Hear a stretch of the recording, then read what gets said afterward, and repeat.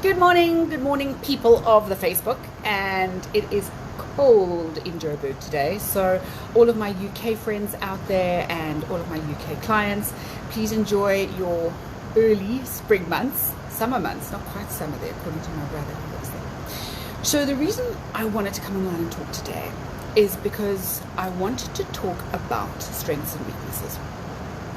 So here's the thing, whenever we think about strengths and weaknesses, we think about strengths and weaknesses as our strengths and our weaknesses. But what if it had nothing to do with our strengths and weaknesses, what's happening to us during the day that makes us feel tired and drained? So sometimes when I see a client, and I had a client last week who said, now you'll probably never want to see me again because my problems are so huge. And actually, we all think that. We all think our problems and our issues are more complicated and more hectic than anybody else's. But actually with the right tools, they don't have to be. So an exercise I use, which I was given by a great friend, Rienzo Colpo, is to work out what gives people strength and what takes it away. So I'll give you an example. At least 8 of my clients right now, 8, are struggling with the tone their managers use with them, be it on email, in Zoom meetings, just chatting. They are really stressed about the tone that's being used, and they worry because they take it so personally.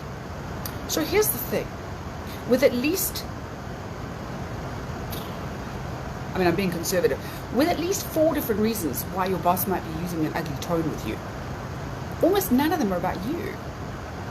So what can you draw from the day? So an interesting exercise I've been doing, as I said, is strengths and weaknesses. And one of the things is to sit down and say, what gives you strength in a day?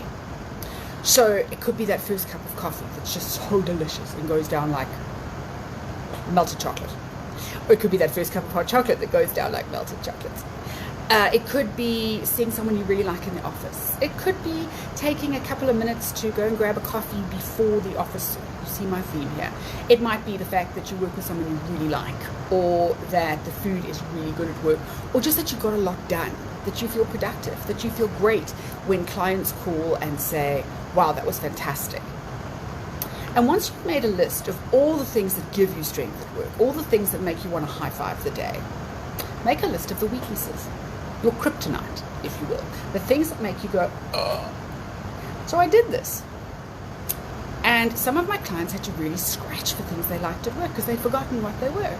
They'd forgotten their own abilities and their own talents and how good they feel when a job gets done, or a paper gets submitted, or a report is praised. They've forgotten all of that. Or how good you feel when the figures go in. Because what's happening is somebody in the office is draining me. But here's the thing, when you see that, and I always say to them, how much energy are you devoting to the things that give you strength, and how much energy are you devoting to the things that make you weak? And what's fascinating is how much energy goes on the draining stuff. So one particular client had 20% of stuff she loved in her job, energy that she was devoting to that, and 80% went on the way her boss talks to her. And I said, do you see that when you spend 80% of your energy on the stuff that upsets you, you can't enjoy the stuff that makes you happy because you've only got 20% energy left. That's enough to keep you standing and answering the phone. And when that aha moment happens, when you realize, this is the only thing that's upsetting me, why am I giving it gas? That's when you can start to change it. And you can start to change it. Because you might not be able to change the way your boss speaks to you. You might not be able to change the way he is in meetings, on Zoom, on email. You might not be able to change any of that. But what you can do is change how much energy you give that. And there might be some of you saying, oh, you don't understand, it's much worse in my office. I promise you, the stuff I see in my consulting room would blow a lot of your hair back. For those of you who don't have any, it will give you a very cold scalp.